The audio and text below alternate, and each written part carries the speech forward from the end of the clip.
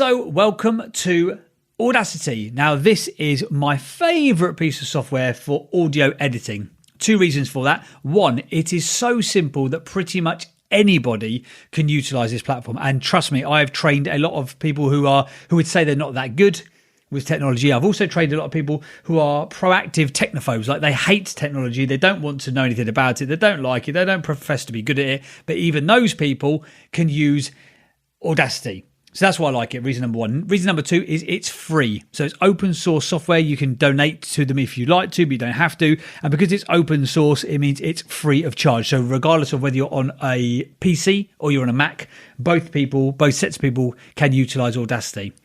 If you've got a Mac, you've obviously got GarageBand built in, most likely on your device as well, which is a great bit of software. But again, it's a little bit more complex and not everybody has access to it. So I'm just going to show you guys how to use Audacity.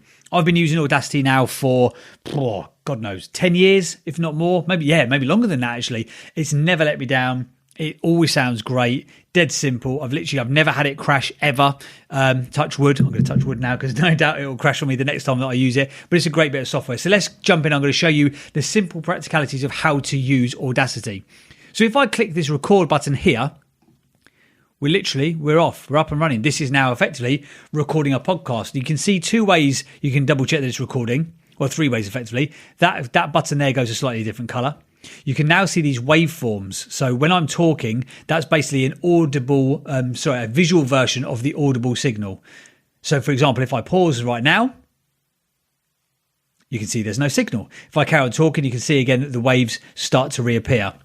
If I talk a lot quieter, then the waves will get significantly smaller. However, if I talk a lot more loudly, you can see that the waves get bigger. So again, this is a visual representation of the fact that you are recording audio. So you know that you're recording via these waveforms. You could also see via this audible bar at the top that you are taking in a feed. So this is probably about the right kind of volume. You want your waveforms to be between sort of half the size of what's called the channel here. Half the size of the half the size of the track. This is called the track. So half the size of the audio track, because you don't want the waves to be too big. You can always make audio louder that's been recorded mega quiet. So even if I go really super quiet like this, I could turn that right up and it would still be audible. However, if you record too loudly in the first place, you do what's called corrupting the audio. So you actually almost damage the audio, and it's very, very difficult, unless you're an absolute tech wizard, to make that audio sound nice once you've actually put that out there, if that makes sense. So once you've recorded it, it's almost too late to do anything about it if, for example, you record it too loudly. So this is about right. And you can control the volume that's coming in via this little controller here. So if you can see that it says recording volume. So if I turn that up now, you'll see very easily I'm now going red. You can see the red, it's going red in the audible bar at the top there.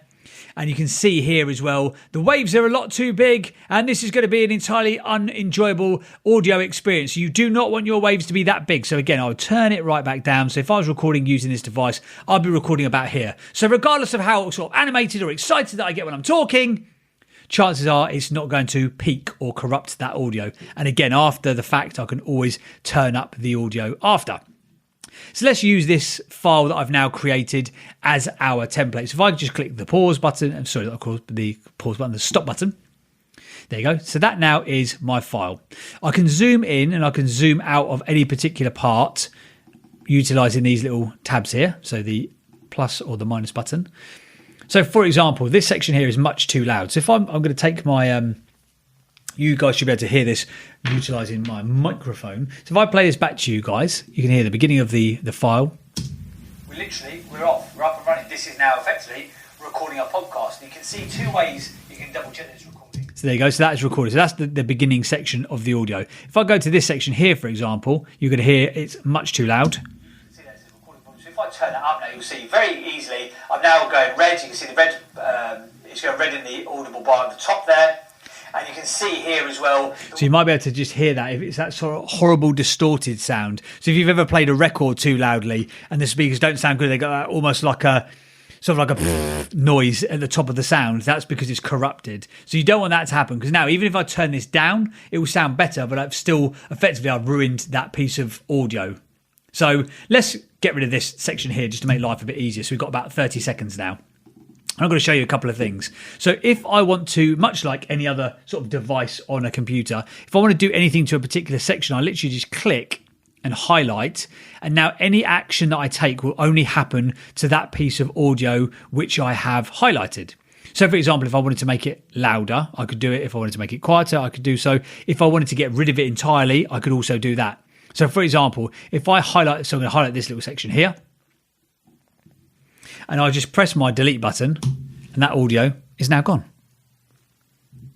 So if I want it to come back, so I click undo and it comes back. So let's listen to what's already here. We're off, we're up and running. This is now effectively recording a podcast. And you can see two ways you can double check that it's recording. So let's say I like that piece of audio, that's great. So I'm going to highlight that section. And let's say it's not quite loud enough though. So I could go amplify and I could turn that up. Now it will automatically try to turn it up to the maximum value, the maximum volume that it can without peaking. So for example, what you should see here is going to amplify this audio by 10.7 decibels. So you're going to see the waveforms get a lot bigger and the audio is going to get a lot louder. So if I click OK, so you can see the waveforms jumped up in size there. So if I go back to the beginning, press play now. We're off, we're up and running. This is now effectively recording a podcast. So if I undo that, oh, I can't undo that for some reason. Yeah, so if I make it smaller again, you can hear again. So you can hear the difference there. We're off, we're up and running. This is now effectively recording a podcast. So there you go. So if you want to do anything to a section of audio, you just click and highlight, and then any activity that you undertake within that section, it will happen just to that highlighted piece of that you've chosen.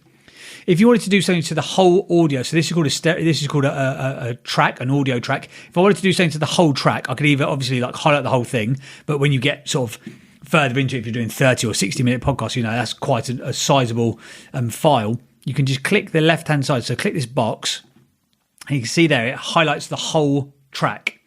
So now anything that I do would happen to the whole track.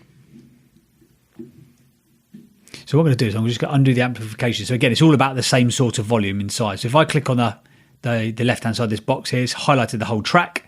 I now go to amplify. It's now going to amplify. You can see there's a bit of a difference in the amplification because it can only amplify the whole audio by sort of 9 decibels before it will peak or corrupt the audio. So click OK, and now the whole thing's a lot louder. We're off, we're up and running. This is now effectively recording a podcast. You can see two ways you can double check that it's recording. So let's say, for example, I don't want this section here. You can double check that it's recording. So all I would do if I wanted to get rid of that is I would just click that, highlight the bit that I don't want, and I'd press delete. And obviously I can zoom in as well. So if I wanted to be really sort of detailed about the information that I wanted to crop effectively, if I zoomed right in, I could say, right, I just want to just get that piece there.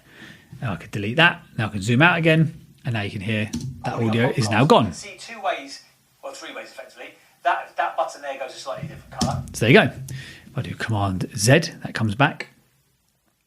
So those are a couple of the basics. If you want to click and highlight to do something to a particular section, or click on the left-hand box to do something to the whole audio field. Now, there's only a few things that you would potentially need to do to your audio.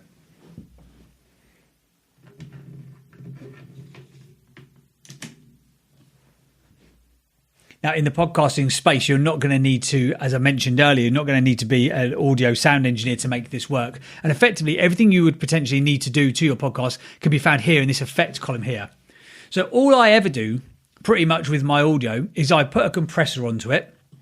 So effectively that adds a little bit of bass, it adds a little bit of treble. It tries to fill out the sound a little bit. It sounds like a random thing to say, but it pads out the sound. So it makes it sound as good as it can. It adds a little bit of equalization to it, and it makes it sound nice. So if we go in here, for example, I could go, if I go undo the volume. So instead of doing amplification, let's say this time I'm going to compress the audio. So I'm going to take this file here, click on the left-hand side to highlight the whole thing, click Effect, click Compress, and then this is going to come up and it's going to say, I can mess around with the settings of this, but I'm actually going to leave it because these are the default settings. Press OK, and now that has compressed the audio. So there's a difference. We're off, we're up and running. This is now effectively recording a podcast. Now, you're not going to hear that much of a difference. You know, this is recorded via my rubbish MacBook microphone. You're hearing it through a separate microphone on this recording, so you're not probably going to hear that much of a difference, but trust me, there is a difference that has happened there. So I would compress the audio. So that's what you would do, compress your audio, and that will make it sound sort of as nice as you want it to sound, or as nice as you need it to sound. The other thing you might want to do then is to get rid of a particular section of audio. So let's say, for example, we actually finished our audio here. So let's delete this section here. So at the moment it sounds like this. Version of the audible signal. So for example, if I pause right now, let's say I don't want that. So I'm just going to get rid of that. And now the end of the file. Sorry, a visual version of the audible signal. So there you go. Maybe let's say you could, I'm not sure if you can pick it up on this microphone, but you can hear the breath there. A visual version of the audible signal. So let's say I want to take out that little breath, and I know that a breath looks like this. So this here is the breath. Again, I don't know if you guys can pick that up on the microphone, but I'm going to delete that. So that signal is now gone. So now I've got a 16, 17, 18 second piece of audio. And let's say that's my podcast episode for the sake of this recording. Let's say that's the only thing that I need to add. So I've compressed it. I've deleted a little bit. The only other thing that you might need to do potentially is add in other tracks or add in other music. So we're going to talk about this in future videos, but one of the things that really helps for a podcast to sound more polished is intro music and outro music. So what I would suggest, and again we're going to talk about this in future videos, is to get a license-free piece of music, get a voiceover artist. Again, I'm going to walk you through the simple process. It might sound like, oh my God, well, where do I do all that stuff? It's dead simple. I'm going to walk you through that process in a future video. But let's say you've got an intro track and an outro track, then how would you utilize that and edit it into your podcast? Well, I'm going to show you right now. So if I go to Finder, and again, you have to bear with me because my desktop is absolutely terrible, but let me show you. So I've got podcasts. If I go to building the brand, if I go to show, so theme music, this is where I keep my theme music. So let's say that I want to have, so let's say this is my intro music. Whoa. So there you go. So now you can see another file has dropped in here. So this section here that I'm highlighting, this is the intro music. And again, you can almost like read the waveforms here. So you can see like my waveforms of talking are quite small compared to this waveforms of music. So if I play this and this at the same time, this musical track here is going to be much too loud. So I'd potentially want to turn this down so it's about in line so that it's not a horrible listening experience for the listener. So if I click on the box on the left hand side again, it's going to highlight the whole track. I click into my effects, I go to amplify, and this time instead of turning it up, I'm going to turn it down. So let's say -6 decibels, and you'll see the waveforms will shrink in size and the volume will go down. As so. So now, for example, I've got my intro music there and I've got my talking. But obviously, if I press the play button, it's going to play anything that is underneath that particular section. So, for example, so you've got your cursor selected here. So I can click anywhere on the file, by the way. And I can play from that point wherever I drop the cursor. So let's drop the cursor here. Let's play.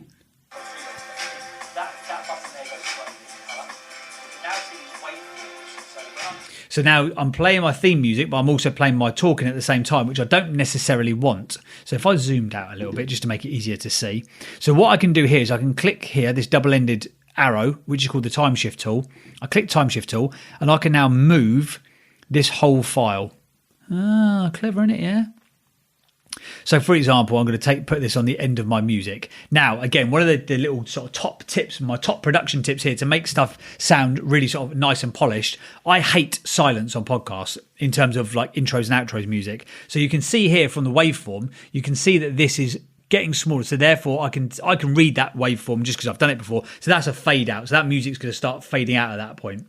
So, for example, what I might want to do is have this audio come in, my talking piece here, come in just as it starts to fade out. So if I play you two different examples here, so at the end of the podcast, in fact, let me just move this up here. So that's handy as well. So when you're moving around files, you can see where it lines up. So that's the end of my intro music and the beginning of my talking, perfectly aligned. But again, it's already faded all of the music out. So if I play this back, so the fade out has already happened. So there you go. That's not the end of the world. In no way, shape or form is that going to offend anybody, but it just doesn't sound as good as it could sound. So potentially, let's just move this over a little bit so you can now hear the talking. So you can see there, again, from reading the waveforms, that this, as the fade of the music drops out, the talking's going to start, so it sounds a little bit more polished. Like so. Literally, we're off. We're up and running. This is now effectively recording a podcast.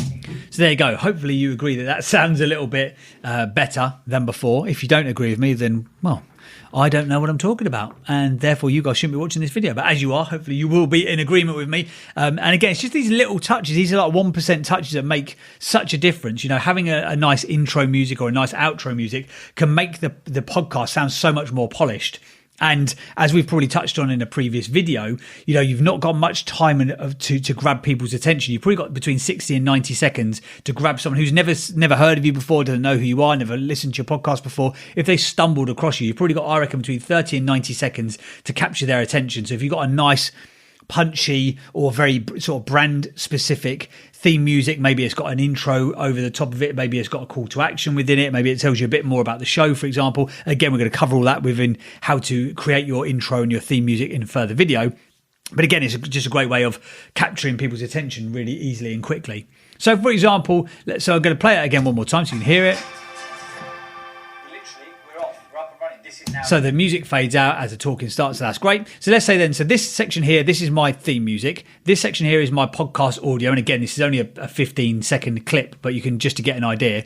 So what about if you wanted an outro? Well, I've got that covered as well, my friends. So if I go again to my theme music, if I pull in my outro, and again, now you can see I've got 3 files, which becomes a little bit difficult to see on this screen. Maybe you're a bit more technically savvy, maybe you've got multiple monitors, etc. But if you're just using it on a standard computer screen, all you want to do is click this little arrow button here on the bottom left, and that collapses that audio file. So the audio file is still there, but it just makes it a lot smaller so you can see multiple files at the same time. So if I collapse that, I can now see my outro music. So option, let me go through this for you to make it simple, sorry, because I'm confusing myself here. So this top track, this is the speaking. This middle track is the intro, and this bottom track is now the outro. So again, we can see there from reading the waveforms that this waveform and these waveforms, so this intro music and your speaking is about the right sort of volume, because again, you can see the spikes are about the same, the waveform spikes are about the same size. We've just imported this outro music, but again, what would you notice?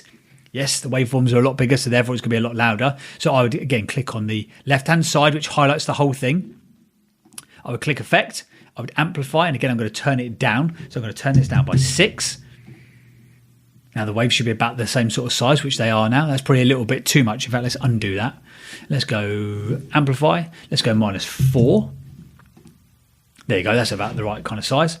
But again, if I play now, if I click the back button, which by the way takes you right to the back of the track, to the beginning of the track. If I press the play button, I'm going to be playing both of those files at the same time.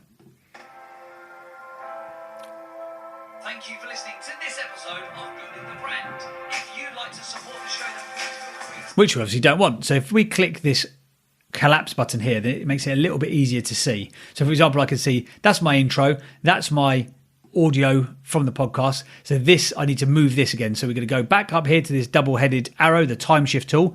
Click the tool, scroll along. And again, when you get to the end of one section and the start of another, it will go yellow. So it helps you to produce it for you. Dead simple, see? So now as that speaking ends on my podcast, my intro music will start to play. So if I click here and go play. That's basically an audible, a visual version of the audible signal. There you go. Thank you for listening to this episode of Building the Brand. And there you go. So your intro, so your outro starts to play there. So effectively, that is how you produce an episode of a podcast. I'm sorry if this is slightly underwhelming. I'm sorry if you thought there was going to be more magic to it, but this is as simple as it gets. And again, you might end up, you know, if you're a busy entrepreneur, you're a busy business person, this is part of your overall marketing strategy, etc. This might be the sort of thing you go, look, dude, I get it. I can do it, but it's just not a good use of my time. That's absolutely fine. You can definitely outsource this to a VA or to a producer or a production company. You know, I've got a production agency. You can speak to me about it. Feel free to email me, team@ultimatepodcastgroup.com. But what I wanted to do with this training was to empower you guys. If you wanted to do every part of the process yourself, you absolutely can. And by the way, I have edited every single episode of all of the podcasts I've ever been involved in. So I've done 300 odd prior coaching podcasts. I've done 60, 70 on my own now. I had 25 episodes in my first ever series. So I've probably, me personally, in terms of the stuff that I've done for clients and my own podcast, I've probably edited over 1,000 episodes, and I still do it myself. Is it a good use of time? Maybe, maybe not. But again, the brand that I'm building is as an audio and a podcast expert. So I've got a vested interest to make sure that my shows sound good. So I do the production part myself. But again, the whole process of this training is to empower you guys. If you want to do the whole thing yourself, you absolutely can. So again, I'm going to walk back through the basics. If you want to just record, you can just literally hit the record button, and you are literally recording audio straight through your microphone that's built into your laptop. That's great. Happy days. Or you can drag and drop audio files, and then you could also edit from there. So for example, let's get rid of this speaking bit.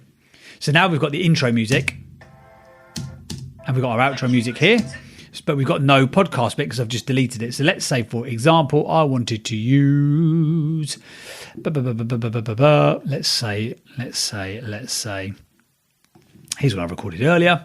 And this is a fully produced track, so I'm going to have to cut a little bit of this out.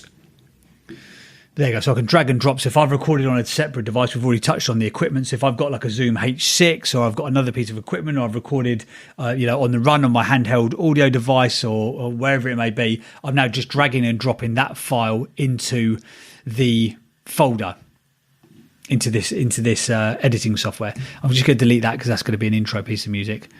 I'll have to delete that just so you can see how it all works. So this is now, that you can see by the timestamps at the top here, this is now a 3.5 piece of audio, 3.5 minute piece of audio. So if I play this. One of the things I talk about quite often with clients is, core values, mission statement, value proposition, USP, ideal. So that's a podcast that I edited earlier. So let's say, for example, I wanted to upload this as a podcast. So I've already got my intro, I've already got my outro, and now I've just imported, I've just dragged and dropped from my desktop. I've dragged and dropped this audio file in. So all I'd need to do again is I would just get my timestamp tool, time shifts tool, sorry, not timestamp tool.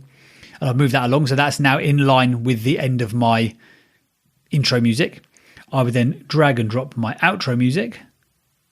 So that's at the end.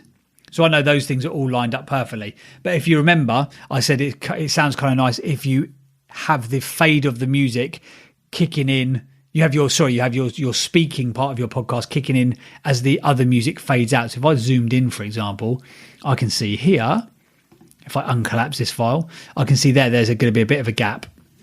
So if I move across a little bit. So again, I can just use my time shift tool and go, whoop, put that there. So now, as I play this back, it will fade out the music and it will start. You'll hear me talking over the fading music. Here comes the fade. Beautifully packaged, it's beautifully branded, and it is so beautifully packaged. I couldn't have made that up if I tried, could I? How brilliant. So now if I zoom back out again, now obviously because I've moved this speaking part of the audio slightly, my outro is going to be knocked out slightly. So if I have to just zoom in, use my time shift tool, drag this along. When the end of my audio lines up with the start of my outro, it goes yellow, so I know it's in the right place. Just click the cursor so I can just double check. Again, just drop it wherever you want to on the screen, and it will just start playing from there. So let's save it from here. Not many of these things in the world where the brand is so good you could actually not like the item and still use it. So, for example, after my recent experience with Facebook, which I documented. Thank you for listening. So there you go. So as the music finished there, or as the speaking finished, the intro music kicked in. And that, guys, is pretty much all you should ever really need to do. Now, obviously, in terms of production, you could, if you're doing a recording and you stumble, you just wanted to take a particular section out, again, you would just zoom in or you'd zoom out so you can see the particular section that you wanted to tweak or to change. For podcasting, though, good enough is good enough. People are listening for the quality of the content, not the quality of the recording. Equally, you don't want to go next to a building site with a pneumatic drill, or you don't want to be 1 minute talking like this, the next minute shouting at people, the next minute talking like this, the next minute shouting at people. As long as it's a comfortable listening experience, people will listen. Now, there are stats that people will drop off if it's badly produced audio, but again, it doesn't have to be like Abbey Road recording studio quality. It doesn't have to sound like Radio 4 have spent 10 grand per episode making it sound good, because a podcast, again, is good enough is good enough. The quality of the content overrides the quality of the actual recording itself. But let's say, for example, you did just want to take out a particular section, or the ums and ers, or you stumbled, or you had a gap, or you were doing a Zoom call and the internet freaked out for a minute and you had to sort of move the audio around a little bit. Again, all you would do is literally just select a particular section and then delete that section out. So let's just listen to a bit of this. It makes it an aspirational item. Case in point here, my wife had the box turn up and it was like 48 rolls for 36 quid or something like that. So it's not cheap either, but it's not, it's not a fortune. But she opened. So let's say I didn't like that section there, for example. I could literally just take that, delete it. So it sounds a lot different. 36 quid or something like that. So, but she opened the box. So maybe I don't want the so and the but there together. So again, if I zoom in, I can see that particular word. So if I get rid of that, in theory, so let's listen to it at the moment. 36 quid or something like that. So, but she. So let's say I want to get rid of the word so.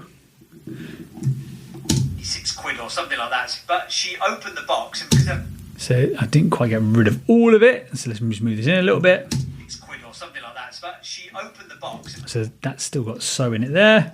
Quid or something like that. But she opened the box and because of how there you go. So I've taken the word so out of it. Now I would not recommend, again, please listen to the words that I am giving you and the warning that I'm heeding you.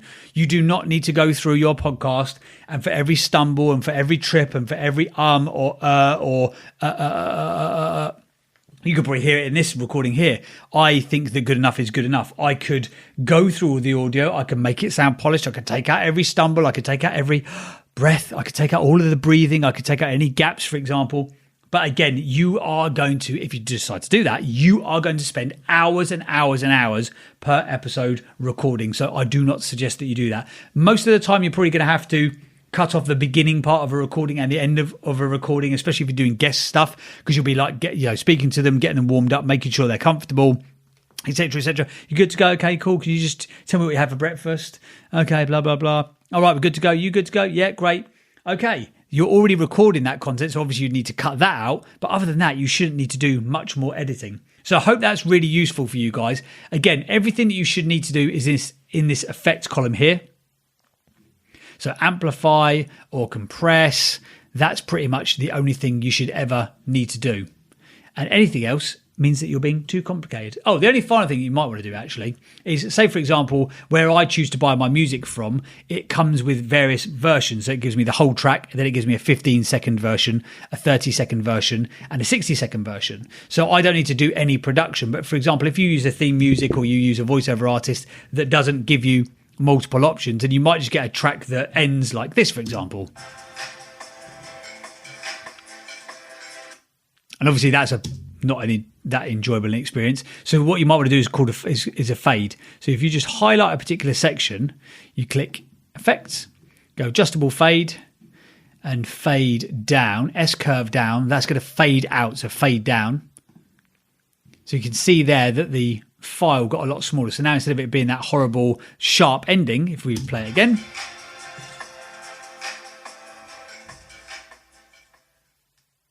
there you go.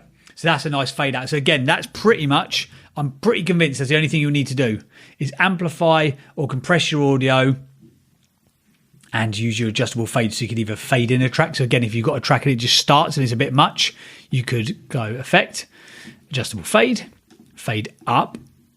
Okay. Yeah, that fades in rather than just a sharp, hard start. So there you go. So once you've recorded or you've sort of messed about with it, you've moved, you've used your time shift tool, for example, you've made it louder, you've made it quieter, you've done your compression, etc., etc. You've lined up all of your audio files so that everything is in line properly, etc. And you're happy with the file. Click File, click Export, and then export as an MP3.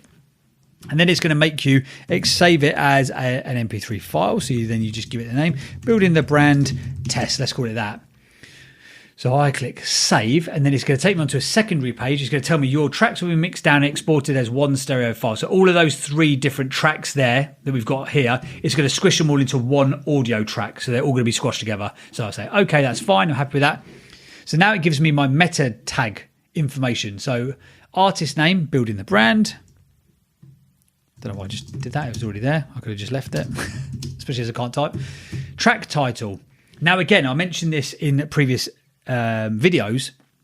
that we don't exactly know where Apple and iTunes and Spotify, etc., take their SEO and their keywords from. It may be the show description, it may be the episode description, it may be the episode show notes, it may be the episode title. It might even be, people have said, it might even be the name of the track. It might even be the name on the file, because what you're doing here with your meta tags, you're actually embedding information into the audio file. So when you upload it, you're not just uploading the MP3 file. Within the MP3 file, there's other data that certain systems can read. So for example, if I wanted to say, if I wanted to rank for the word podcasting, so I could call this how to set up your Audacity system to produce a great podcast. So that's a bit long, but how to set up your Audacity system to produce a great podcast. So now potentially I might, in theory, they might read the name of the track within the metadata and go, oh, it's got the word Audacity, it's got the word produce, it's got the word podcast in there. So again, I've made it SEO friendly. Album title, let's say this is going to go onto my podcast. So again, you put in here, building the brand. Track number, this is going to be, my next episode would be number 63. So you put in number 63 there. Year, put in 2020. Genre, I type in podcast because it doesn't even recognize that podcast is a genre at the moment. So you have to type it in. And then in this comment section here, this is where you would potentially rank for keywords. So this is where you can potentially put your metadata. So what you want to do is put in certain keywords and then just put a comma. So branding. So in the instance of this, if it's about Audacity, I might say Audacity. I might go podcast. I might say production. I might put podcaster. I might put my name in case people search for my name. I might put my show title, building the brand. So all of those keywords there, I'm just going to put them all in, chuck them in, and put a comma in there. So now potentially, again, iTunes has never said that this is definitely where they take the data from, but they've never said it's definitely not where they take the data from. So therefore, let's, best practice, let's try and make sure that SEO optimization and keywords, etc., is being used everywhere. So within this comment section here at the bottom, this is where you put your keywords. Then you click OK, and it will tell you that it's exporting the audio with the standard preset. It will show you how long the time is going to take, and obviously it's going to take a longer time based on how big the file size is. And now if I go to here, so if I can find it, building, here you go. So building the brand test file. So this is now my MP3 test file. So those 3 different channels that we'd created the audio on before is now one file. So if I double click,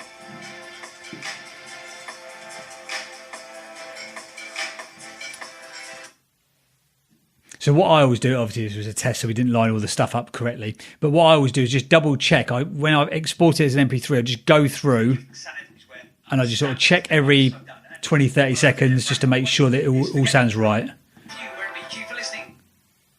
So again, what I'd do on this one, and we didn't line it all up correctly, but I'd want to make sure that the outro was lined up correctly and just make sure I've done it in the right way, which in this instance I have not. But again, by checking, I would know that. But that's it. So now your MP3 file is there. You take this MP3 file and you would upload that into Libsyn, which obviously I have shown you on how to do and how to upload a new episode via your Libsyn account. But that is, for all intents and purposes, how you use Audacity. This is the sort of thing, guys, as well. I understand that if you're not tech savvy, if you've never used editing software before, if you've never used software, if you've never done anything with voice before, it can feel like a bit of a chore. It can feel like hard work, but the best thing that I would say is go and download Audacity right now and just have a little play around with it.